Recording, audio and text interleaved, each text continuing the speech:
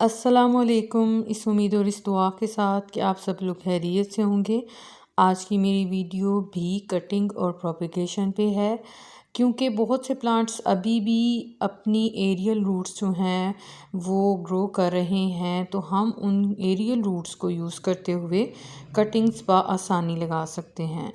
तो कुछ जो हैं वो लीव्स अपने ड्रॉप कर रहे हैं, और उनकी सूखी सूखी सी टहनियाँ जो हैं मज़ीद सूखने से बचाने के लिए अपने इन प्लांट्स को हम सेव करने के लिए भी कटिंग की लगा देंगे।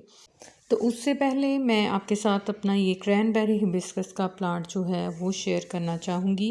इस टाइम पे माशाल्लाह से फ्लावरिंग फुल अरूज पे है। हर रोज़ इस पे 8-10 फ्लावर जो हैं वो नए के नए खिले होते हैं, और धूप तेज़ होने से पहले पहले वो फ्लावर्स जो हैं वो बिल्कुल मतलब बंद हो जाते हैं। तो मैं इन फ्लावर्स को एंजॉय करने के लिए सुबह सुबह जो है छत पे आ जाती हूँ, क्योंकि सुबह के तकरीबन 10-11 बजे इसके फ्लावर्स जो हैं वो बंद होना शुरू हो जाते हैं। ये देखें, ये इसकी एक बंद हुई जो है ना बर्ड है, और इसका फ्लावर बिल्कुल बंद होके इकट्ठा सा हो जाता है। बहुत से फ्लावर्स अभी बंद हो चुके हैं और कुछ जो हैं अभी भी खिले हैं। तो इसका एक फ्लावर जो है एक दिन में सिर्फ एक फ्लावर एक दफ़ा ही खिलता है, और दोपहर तक वो बंद हो जाता है। उसके बाद उसके झड़ने के बाद उस जगह पे सीड पॉट्स भी इसके बन जाते हैं। और आप देख रहे होंगे मेरे प्लांट पे फ्लावर्स के साथ साथ बहुत से सीड पॉट्स भी बन चुके हैं, और इन प्लांट्स को मैंने कटिंग से प्रोपेगेट किया था। बहुत से फ्रेंड्स को, रिलेटिव्स को और नेबर्स को मैंने इसकी कटिंग्स जो हैं प्रोपेगेटेड कटिंग यानी रूटेड कटिंग जो है वो मैंने शेयर की थी, और बहुत से फ्रेंड्स जो हैं वो उनके पास से मुझे इनके फ्लावर्स के खिलने की न्यूज़ भी मिल रही हैं। तो बड़ी खुशी होती है अगर आपने किसी प्लांट को कटिंग से तैयार किया हो और कटिंग से मल्टीप्लाई कर कर के आपने उनको फ्रेंड्स को गिफ्ट दिया हो, उनके पास अच्छे से वो चल जाएं, फ्लावरिंग करने लगें। तो आप भी कटिंग से अपने उन प्लांट्स को प्रोपिगेट करें जो कि लेगी ब्रांचेस हों या डी शेप हो रहे हों। तो हम उनको अपने एक तरह से प्रूनिंग करते हैं, शेप देते हैं, और जो ब्रांचेस या जो कटिंग्स हम उनकी प्रून करते हैं उनको हम कटिंग से प्रोपिगेट करके उनसे नए प्लांट बना लेते हैं। और उन प्लांट्स को हम अपने पास भी ग्रो कर सकते हैं। एक ही वैरायटी के बहुत से प्लांट्स इकट्ठे लगाए हों तो बहुत प्यारे लगते हैं। अगर आप चाहें तो उनको गिफ्ट भी कर सकते हैं, या अगर आप चाहें तो उनको सेल भी कर सकते हैं, क्योंकि आपके पास अगर ज़रूरत से ज़्यादा प्लांट्स हैं तो आप उनको सेल भी कर सकते हैं। तो मेरा ये जो प्लांट है सिंगोनियम का, बिल्कुल पैरेट ग्रीन सा इसका वेरिगेशन है, बाज़ जगह पे बिल्कुल वाइट सा भी वेरिगेशन आता है। तो मैं इस प्लांट को माशाल्लाह देखें, जब नर्सरी से लाई थी सिर्फ एक छोटी सी कटिंग थी, बिल्कुल छोटे से एक कप में मुझे ये प्लांट मिला था, और देखें सिर्फ एक साल में ही इतनी प्यारी इसकी ग्रोथ हो गई है, और अभी भी इस पे एरियल रूट्स आ रही हैं, और बड़ी अच्छी फ्रेश हेल्दी एरियल रूट्स हैं हर एक लीफ नोड के पास। तो जब मज़ीद आगे सर्दी बढ़ेगी तो कुछ इसके लीव्स ड्रॉप भी होंगे, एरियल रूट्स जो हैं वो ड्राई भी हो जाएंगी। सूखने के साथ ही उन एरियल रूट्स का हमारे पास कोई फ़ायदा नहीं रह जाएगा। तो इससे बेहतर है कि हम इनको प्रोपिगेट कर लें, इन कटिंग्स को इन एरियल रूट्स के साथ ही अब भी आप लगा सकते हैं। और इनको कटिंग्स को ग्रो करने के लिए मैं आपको 2 मेथड भी शेयर करूँगी, यानी सिर्फ सॉइल में इन कटिंग्स को नहीं मैं लगाऊंगी, मैं इन कटिंग्स को पानी में भी लगाऊंगी। तो इस वीडियो को फुल वॉच कीजिएगा, इसमें दोनों मेथड आपके साथ शेयर कर रही हूँ।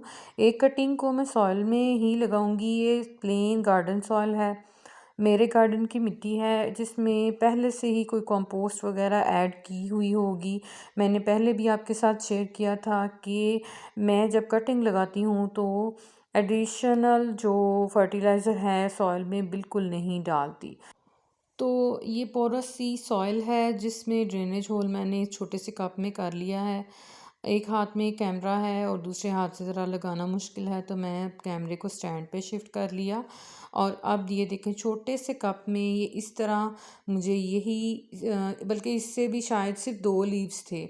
तो मुझे इस तरह से ये प्लांट नर्सरी से मिला था और काफ़ी महंगा मुझे ये कलर मिला था, क्योंकि प्लेन ग्रीन वाला जो सादा मतलब वेरिगेशन के बगैर प्लांट होता है वो तो थोड़े से सस्ते थे, लेकिन ये काफ़ी महंगा प्लांट मुझे मिला था। अगर इस तरह के बहुत से प्लांट हम रेडी कर लें और अपने फ्रेंड्स या फैमिली को, किसी को भी फ्रेंड्स को किसी को शेयर कर दें, या अगर हम नर्सरी वालों को या किसी को भी ये सेल करना चाहें तो इजीली इनको सेल भी कर सकते हैं।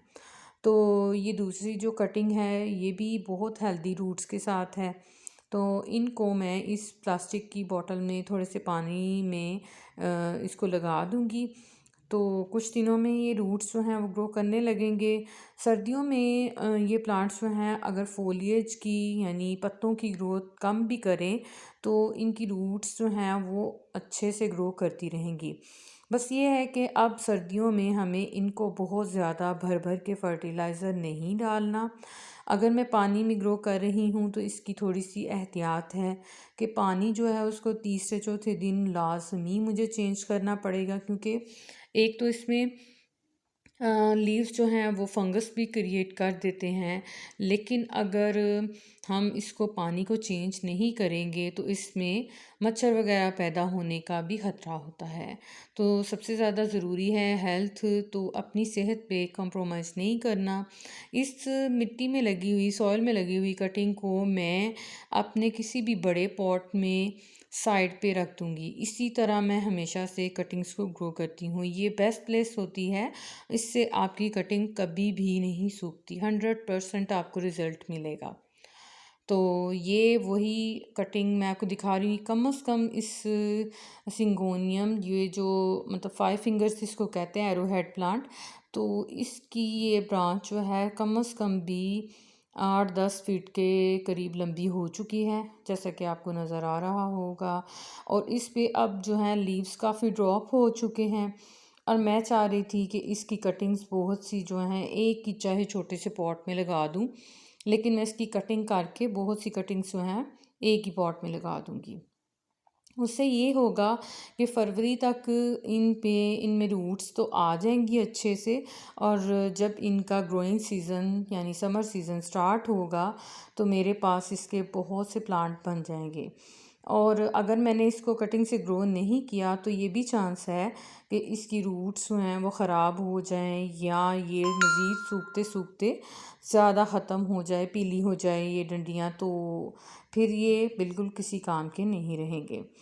तो एक नोट से दूसरे नोट के दरमियान जो ये हिस्सा है इसको हमने वेस्ट कर देना है, ये ग्रो नहीं करता। आप इसकी 3 से 4 इंच बल्कि 5-6 इंच तक भी लंबी कटिंग ले सकते हैं। हर एक कटिंग के साथ एक लीफ नोट जो है वो ज़मीन के अंदर दबाना है, और 2-3 लीफ नोट ऊपर आप लीव्स ग्रो करने के लिए रहने देंगे। 2 नोट भी अगर आप चाहें तो कटिंग के ले सकते हैं। एक लीफ नोट को नीचे दबा दें मिट्टी में और एक लीफ नोट को मिट्टी से ऊपर रहने दें। बड़ी से बड़ी कटिंग भी बहुत इजीली इसकी ग्रो हो जाती है, और छोटी से छोटी सिर्फ एक लीफ नोट के साथ भी देखें, जैसे ये मैंने लीफ आपको दिखाया ना, सिर्फ एक लीफ के साथ भी ये प्लांट ग्रो हो जाता है और बहुत इजीली ग्रो होता है। अक्सर तो मैं सिर्फ एक लीव नोट वाला बहुत बड़ा सा बंच बना के एक ही पॉट में मैं लगा देती हूँ ज़्यादा से। अब इनको मैं अलग-अलग से नहीं ग्रो करूँगी, मैं इनको ऐसे एक बंच सा बना के तो इकट्ठे कर लूँगी। जो वेस्ट वाले हिस्से हैं उनको साइड पे कर देती हूँ। और ये ख्याल रखें जो इसकी लीव की ग्रो करने की जगह है उसको ऊपर की यानी ऊपर वाली साइड जो है उसको ऊपर रहने दें। उल्टी कटिंग बिल्कुल भी नहीं आपने ग्रो करनी, वो हमेशा आपकी फेल हो जाएगी। तो अब ये जगह थोड़ी क्लियर करते हैं और मैं इसको लगाऊंगी कि इसमें वही मेरी गार्डन सॉइल प्लेन वाली, इसमें इन तमाम कटिंग्स को मैं ग्रो कर दूंगी। ऊपर से थोड़ी सी सॉइल डाल के इसको कवर करूंगी और पानी दे दूँगी और पानी देते हुए थोड़ा सा एहतियात करूँगी। मिट्टी इसकी सॉफ्ट और मॉइस्ट रहनी चाहिए, ओवर वाटर नहीं होना चाहिए। इंशाल्लाह ये अच्छे से ग्रो हो जाएंगे। आई होप आपको मेरी वीडियो इन्फॉर्मेटिव लगी होगी। अगर आपको वीडियो पसंद आई हो तो उसे लाइक शेयर कमेंट ज़रूर करें। अगर आप मेरे चैनल पे हैं तो प्लीज़ सब्सक्राइब भी कर लें। Thanks for watching. अल्लाह हाफिज़।